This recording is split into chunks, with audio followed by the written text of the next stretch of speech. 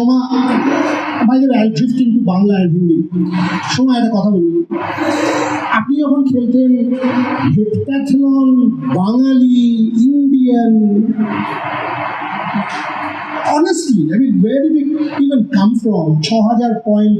When I see a Tejaswin Shankar do 8,000, when I see him do what he does in Glasgow, I trace it back to you or Shobha. Tell me that story, because that's the Tata Steel story. Encourage people from, the remote backgrounds, people with less privilege, people who have a dream in their eye to make a difference for the country. Shobha.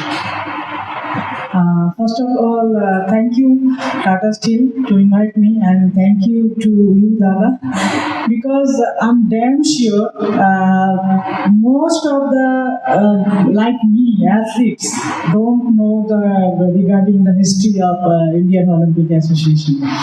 And कौन इसके पीछे है, क्या है, मैं खुद भी नहीं जानती थी, आज मुझे पता चला। Thank you for that. इसके साथ मेरी एक रिक्वेस्ट भी है sir, please do this celebration in Indian every city, because मेरे जैसे एथलीट हम इतने दिन सोचते थे हम कंट्री के लिए बहुत कुछ किए, बट आज मुझे यहाँ आकर पता चला मैंने कुछ नहीं किया, बस पार्टिसिपेशन किया मेरे लिए, कंट्री के लिए पता नहीं कितना किया, बट दैट मैन क्या सोचा आज से 120 साल पहले, वो आज यहाँ आके पता चला मेरी कंट्रीब्यूशन क्या है। तो सबको पता होना चाहिए कि इंडियन हिस्ट्री क्या है, स्पोर्ट्स हिस्ट्री। तो that is my request. Second thing, दादा आपका क्वेश्चन का मैं एक ही जवाब देना चाहती हूँ, दैट इज़ कि 6,000 points credit goes to my coach Dr. Kundarlal। वो 5 साल जर्मनी में PhD करते रहे स्पोर्ट्स के ऊपर, specially jams and heptathlon multi event के ऊपर। तो जब उन्होंने 1995 में वापस आए इंडिया में और स्पोर्ट्स अथॉरिटी ऑफ इंडिया का कोच थे, वो मुझे देखते ही बोला हेप्टाथलॉन करा दो, मुझे पता ही नहीं था व्हाट इज हेप्टाथलॉन। और जब फर्स्ट डिस्ट्रिक्ट मीट में मेरा नाम दिया गया था मैं रोई थी, और वो इवेंट मैंने किया ही नहीं। तो सर ने फिर गुस्सा किया, इतना गुस्सा किया कि मैं 7 दिन ट्रेनिंग ही नहीं दिए। तो फिर मुझे रियलाइज़ हुआ कि सर ने एक दिन बुलाया कि मैं तो तुम्हारा कोच हूँ, मैं तो तुम्हारा दुश्मन थोड़ी हूँ, और तुम करो, तुम 6,000 पॉइंट कर सकते हो। यार मुझे पता ही नहीं है कि 7 वो हेप्टाथलॉन क्या होता है, सेकेंड थिंग 6,000 पॉइंट क्या होता है।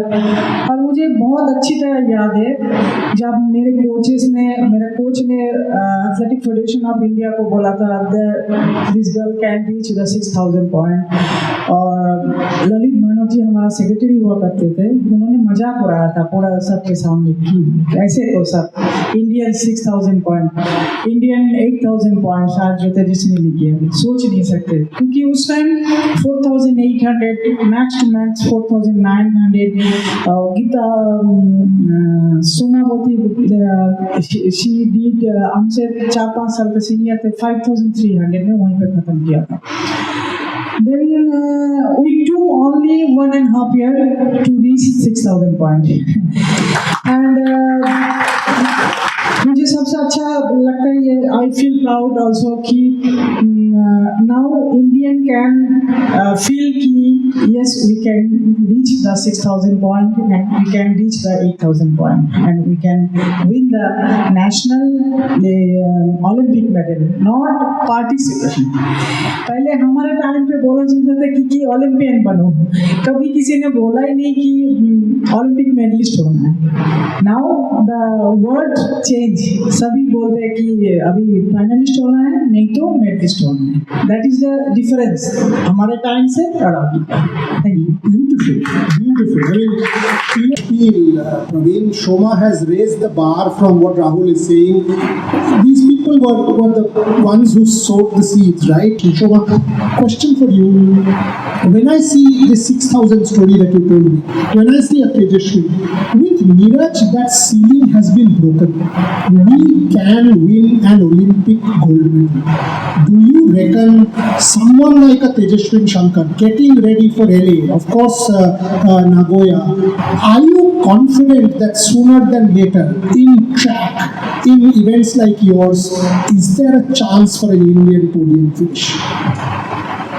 But whether in 100% sure, because I remember that before Olympics that over telephonic conversation with you, मैंने उनको एक बार बोला था, दादा ने बोला कि इस बार ओलंपिक में कुछ चांस है एथलेटिक्स का, तो मैंने बोला था दादा दिल कहता है, दादा ने हंस दिया, तो मेरे बातों से लगा दिल कहता है ना, हाँ दिल कहता है। तो आई सल्यूट नीरज चोपड़ा जिन्होंने हम सब इंडियंस को दिखा दिया कि यस वी कैन, और हम कर सकते हैं। और नीरज को हम लोगों ने इतने करीब से देखा कि उसको जूनियर से इश्यूम करने के लिए कलकत्ता में आए थे, उसके बाद सीनियर नेशनल, उसके बाद मैंने आसाम में देखा उसको, उसके बाद धीरे धीरे उसके जो अपकमिंग है, तो उसमें लगा था कि यस ये हमारे दिशा दिखा सकते हैं इंडियन एथलेटिक्स को कि yes we are the champion and हम आगे बढ़ सकते हैं। तो आफ्टर नीरज चोपड़ा's मेडल हमारे जो एथलीट है उनका कॉन्फिडेंस अगर यहाँ पे था तो वहाँ पे लेके गया। तो इसीलिए देखिए हम कभी सोच ही नहीं सकते थे कि कॉमनवेल्थ गेम्स में हाई जंप में मेडल, एशियन गेम्स में हाई जंप में मेडल नीरज चोपड़ा ने दिखा दिया। ठीक है जैवलिन, हर कोई बोलने लगे थे कि अरे हो एक मिल गया ठीक है, बट दादा can you imagine high jump में 225 में 231 कर रहे हैं हम लोग, वो भी medal, even girls.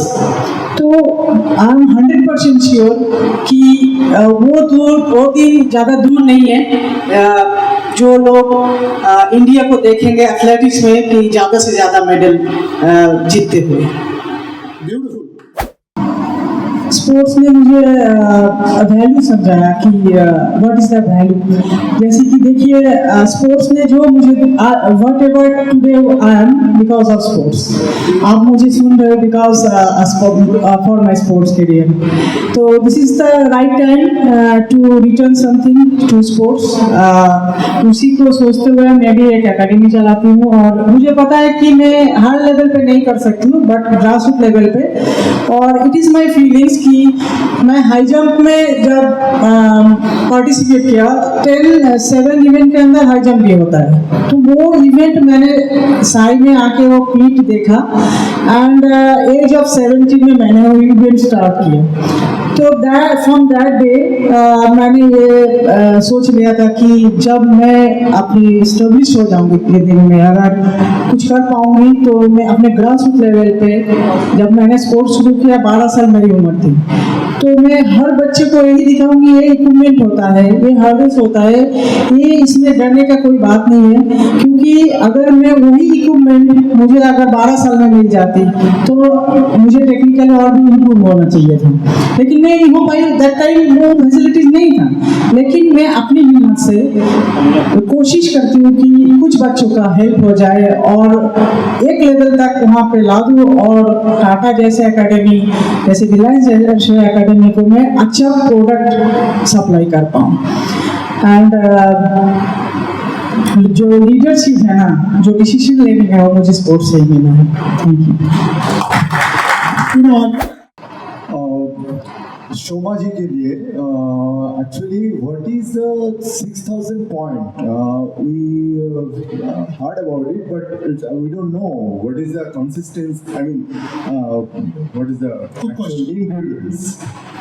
Actually, sir, first you have to know what is the heptathlon. Heptathlon is a combination of 7 events. It is for the women's section, and for men's section it is a combination of 10 events. That is decathlon. And there is a scorebook. My event was was 100 meter hurdles, then long jump, then short put, and 200 meter. This is the first day's event. Second day's event was long jump, javelin throw, and 800 meter. Actually, ये man killing event बोला जाता है in athletics में।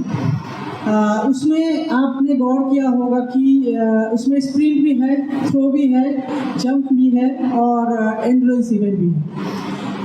तो एक athlete के अंदर वो सारे गुण होना चाहिए जो athletics is a such sports जहाँ पे कि 28 इवेंट्स इज देयर कि आपने गौर किया कि जो थ्रोअर्स है वो थोड़े मोटे होते हैं, जो स्प्रिंटर्स है उनका थोड़ा मसल होता है, लेकिन यहाँ पे देखिए आपको बॉडी कॉम्बिनेशन ऐसे होना चाहिए कि आपको हर गुण होना चाहिए, तो that is the difficult thing.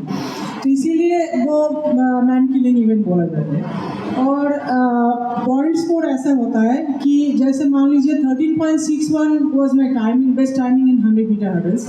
तो एक स्कोर बुक होता है, वर्ल्ड एथलेटिक फेडरेशन से अप्रूव्ड है, वो 13.65 इक्वल टू 1000 पॉइंट। ऐसे करके करके पॉइंट होने के बाद आपको टोटल स्कोर जितना होता है उसी से आपको फर्स्ट सेकंड थर्ड रैंकिंग होता है। एंड 6000 पॉइंट टिल डे वो एक वर्ल्ड स्टैंडर्ड माना जाता है, जैसे कि 7500 इन मेन सेक्शन और 8000 ऑल्सो वर्ल्ड स्टैंडर्ड नहीं कहूँगी, वो वर्ल्ड मेडलिस्ट आप पकड़ सकते हो।